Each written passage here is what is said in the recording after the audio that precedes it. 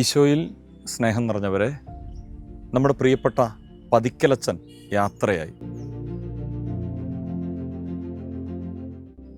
യാത്രയായി എന്ന് പറയുമ്പം അച്ഛൻ ചരിത്രത്തിലേക്ക് യാത്രയായി എന്നതും സത്യമാണ്. അച്ഛൻ സ്വർഗത്തിലേക്ക് യാത്രയായി എന്നതും സത്യമാണ്.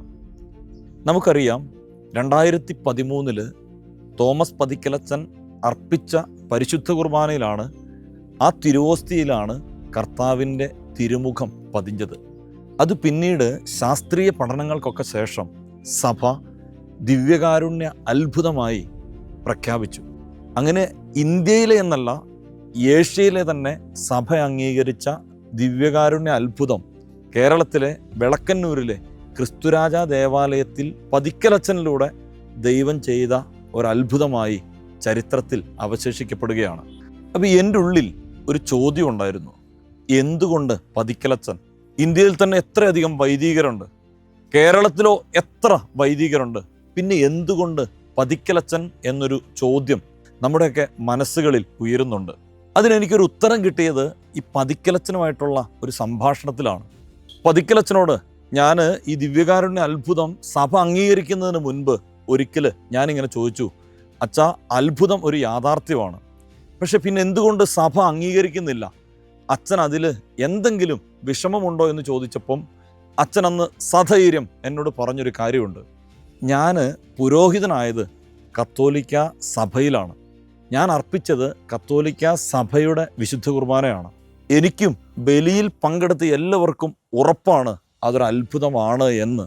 അത് അത്ഭുതമായി പ്രഖ്യാപിക്കപ്പെടേണ്ടതും സഭയിലൂടെയാണ് എന്ന് അച്ഛൻ പറഞ്ഞത് ഞാൻ ഓർക്കുന്നുണ്ട്. വിളക്കന്നൂരിലെ ദിവ്യകാരുണ്യ അത്ഭുതത്തെക്കുറിച്ച് ഡോക്യുമെൻ്ററി തയ്യാറാക്കാനായി വിളക്കന്നൂരിൽ അന്നത്തെ ആ ബലിയിൽ പങ്കെടുത്ത ആളുകളുടെയൊക്കെ അടുത്ത് ഞങ്ങൾ പോയി സംസാരിച്ചപ്പോൾ അവരെല്ലാം അടക്കം പറഞ്ഞു, സത്യമായും ഞങ്ങൾ കണ്ടതാ അച്ഛ എന്ന് പറഞ്ഞത് ഞാൻ ഓർക്കുന്നുണ്ട്. അത്ഭുതം നടന്നപാട് തന്നെ അപ്പ്യാരെന്നെ വിളിക്കുകയും ഞാൻ മറ്റ് കൈക്കാരന്മാരോടൊക്കെ പറഞ്ഞ് ഓടി വരുമ്പം അച്ഛൻ പള്ളിമുറിയിലാണുള്ളത്. പള്ളിമുറിയിൽ ആകെ ക്ഷീണിച്ച് കൈയൊക്കെ വിറയ്ക്കുന്നുണ്ട്, മുഖമൊക്കെ നല്ല വേർത്തൊഴുകി. അപ്പോൾ ഞാൻ കപ്പയോട് ചോദിച്ചാൽ അച്ഛൻ കാപ്പി കുടിച്ചോ? അന്നേരം പറഞ്ഞാൽ കാപ്പി കുടിച്ചില്ല. അപ്പോൾ ഞാൻ കുറച്ച് കരിക്കൊക്കെ പറ്റി അച്ഛന് കരിക്കൊക്കെ കൊടുത്തു. അപ്പോൾ അച്ഛന് കുടിക്കാൻ പറ്റുന്നില്ല, ഭയങ്കര വിഷമത്തില്ല.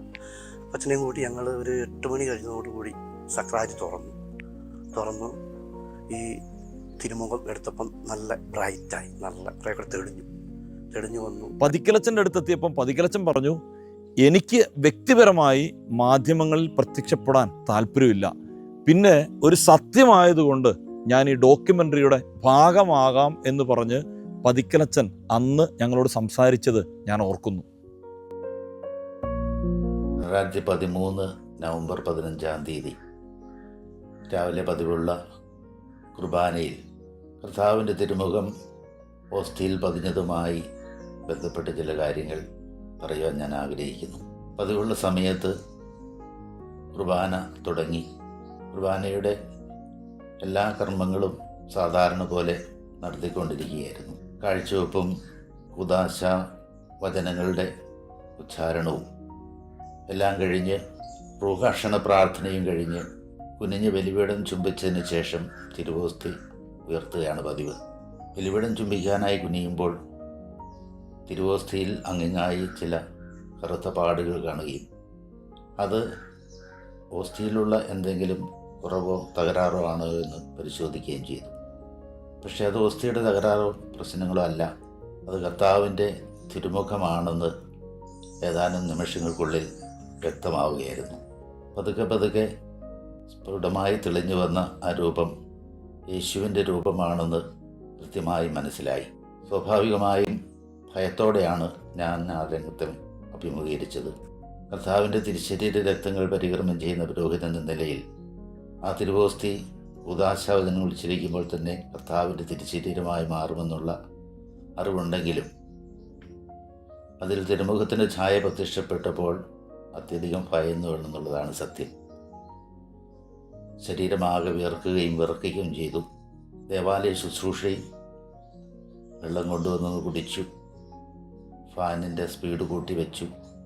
പക്ഷെ അതൊന്നും അപ്പോഴത്തെ എൻ്റെ ഭയത്തെ ദൂരീകരിക്കാൻ പര്യാപ്തമായിരുന്നില്ല. കുർബാന തുടരണമെങ്കിൽ ആ തിരുവോസ്തി ഉയർത്തുകയും അത് വിഭജിക്കുകയും ചെയ്യേണ്ടത് ആവശ്യമാണ്.